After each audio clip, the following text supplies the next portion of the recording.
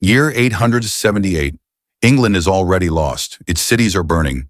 Its armies are shattered. Its kings are either dead or kneeling.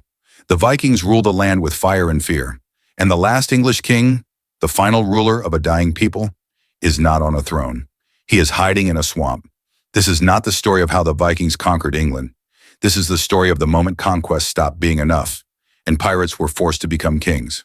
Before the Vikings came, England did not exist. There was no single crown, no united people, no shared destiny, only fragments, small kingdoms clinging to power, suspicious of one another, more willing to fight their neighbors than to face a common enemy. Northumbria in the north, rich, proud, and divided. Mercia at the center, powerful, ambitious, and unstable. East Anglia to the east, wealthy, exposed, and vulnerable. And Wessex in the south, resilient, disciplined, and surrounded. These kingdoms did not stand together. They argued, they schemed, they bled each other slowly. And when the storm came from the north, there was no wall strong enough to stop it. In the year 865, the Great Heathen Army landed on English soil. This was not a raid. This was not exploration. This was an invasion.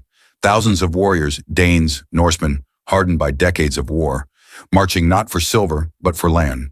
They did not strike and retreat. They captured cities. They occupied fields. They stayed through winter.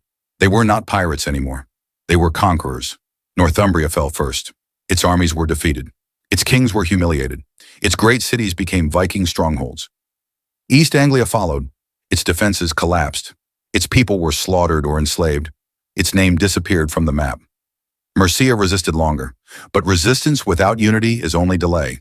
By the time Mercia broke, England was bleeding from every direction.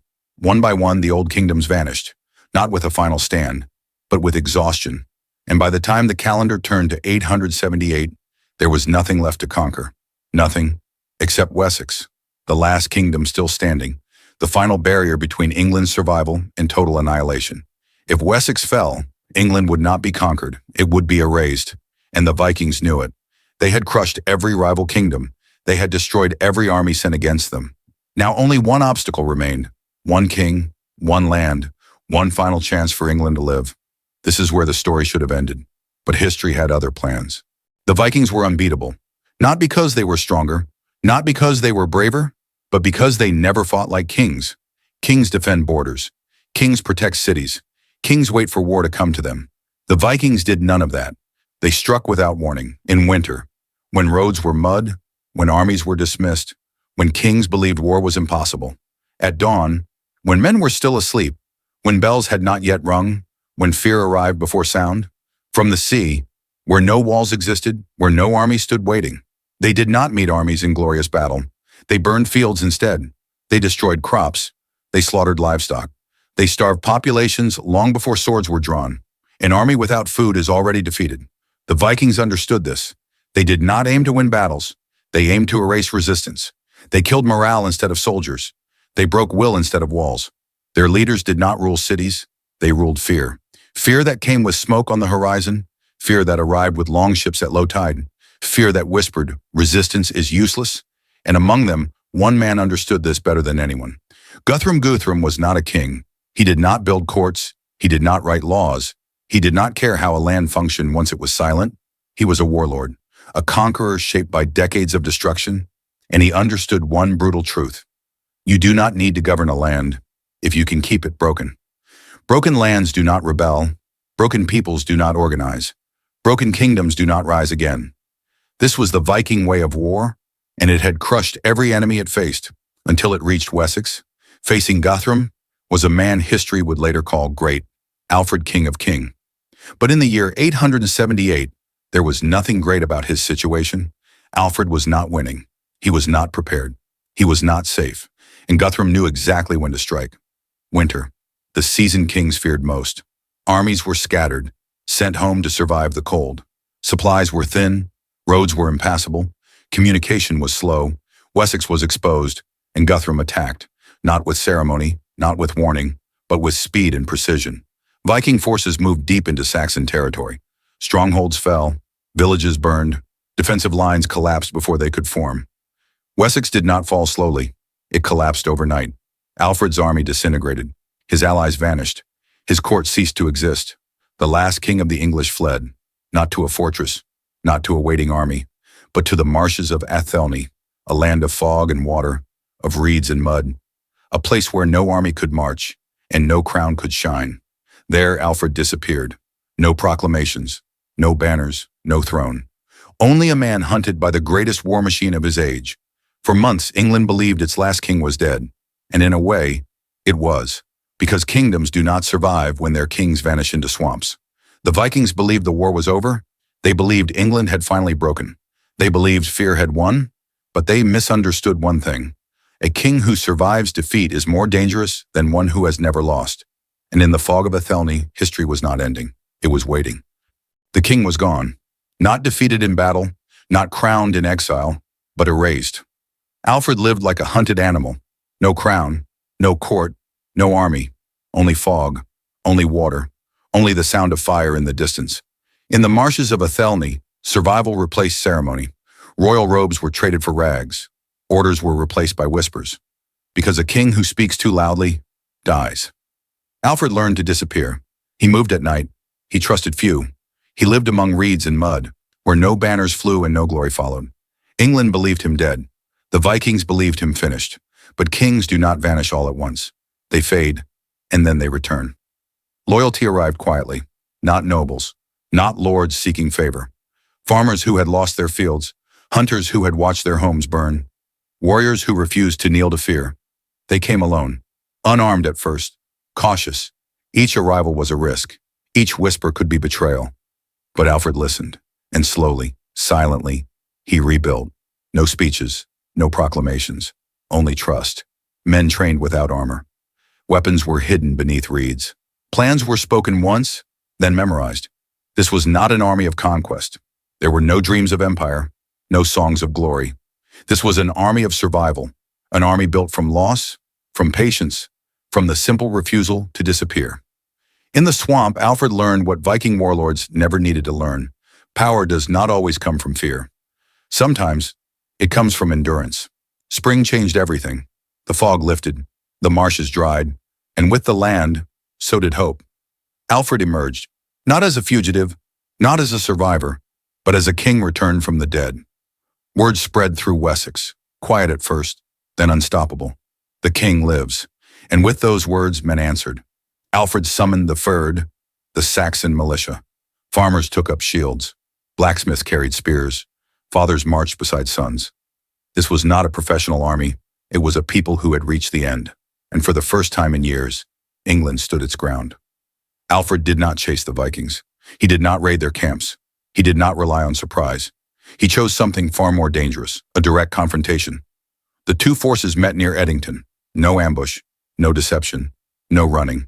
Shield wall against shield wall. This was not a Viking raid. There were no villages to burn, no civilians to terrorize, no easy targets. This was war.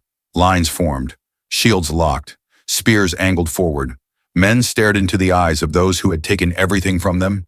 The Vikings were masters of chaos. But here, there was no chaos to exploit. Only discipline, only resistance. Hour by hour, the walls held. The Saxons did not break. They did not chase. They did not panic. They endured. And for the first time, the Vikings were forced to fight a war they did not choose. A war without terror. A war without movement. A war that demanded patience. Something pirates rarely possess. Edington was not a clash of heroes. It was a test of will. And in that test, something changed. Because a king who returns from death does not fight to impress. He fights to end the nightmare. And on that field, England did not win yet, but it refused to die. This was the moment everything changed. No raids, no villages screaming in the dark, no easy terror, only men, only steel, only a battlefield where fear alone would not decide the outcome. At Edington, the ground shook. Steel crashed into steel. Shields splintered under relentless blows. Men screamed, then vanished beneath the crushing weight of bodies pressing forward. The Vikings fought as they always had, with fury, with momentum, with the belief that violence itself would break their enemy.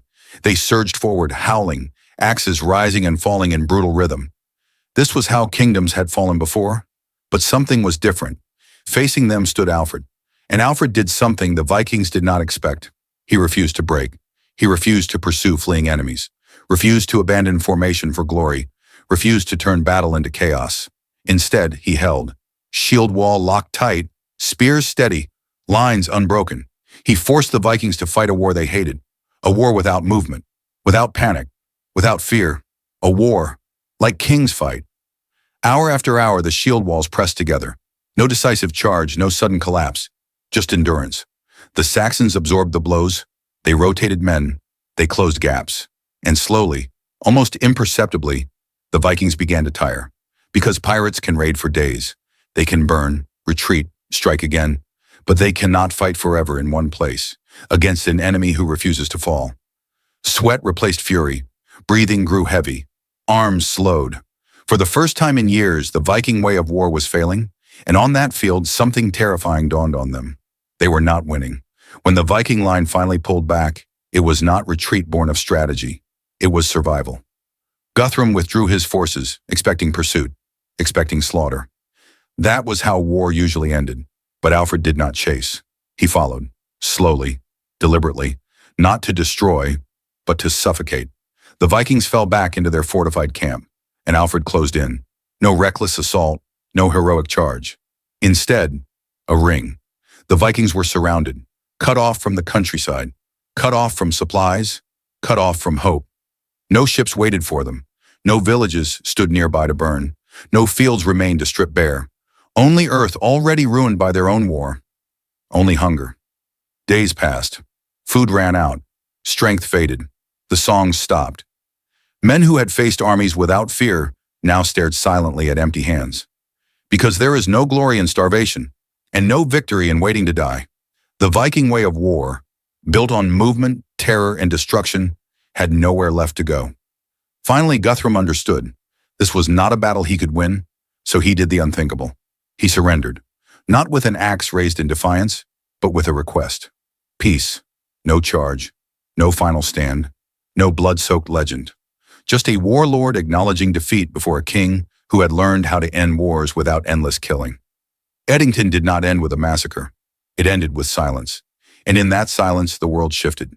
Because for the first time, the Vikings were not deciding the terms. They were accepting them.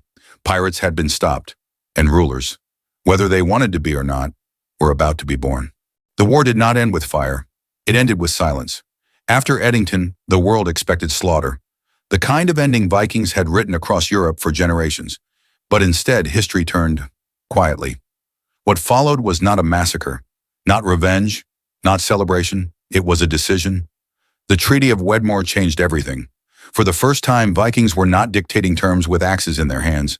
They were listening. Guthrum, the warlord who had shattered kingdoms, stood defeated. Guthrum accepted baptism, not as an act of faith, not as spiritual awakening, but as submission, a public acknowledgement that the age of terror had limits. And standing above him was Alfred, not as an executioner, but as a king. Alfred became Guthrum's godfather, a gesture heavier than any sword stroke. It meant hierarchy. It meant order. It meant that a former pirate now existed beneath a crown. The Vikings were not expelled. They were allowed to stay, but the rules had changed. No more endless raiding. No more kingdoms kept broken by fear. If they remained, they would do so not as destroyers, but as rulers. Farmers tied to the land. Lawmakers bound by agreements. Settlers with something to lose. From this moment, the Viking world split. Some would continue raiding elsewhere, but those who stayed in England were transformed. The Danelaw was born, a land where Viking custom met Saxon law, where warriors became landowners, where violence slowly gave way to governance. The longships did not vanish, but they stopped coming inland, because the land was no longer an enemy. It was home. This was the moment pirates learned a truth they had never needed before. Fear can conquer, but it cannot sustain. Edington did not end the Vikings. It transformed them. It proved something history would repeat again and again. Conquest without order is temporary. Empires built only on fire burn themselves out.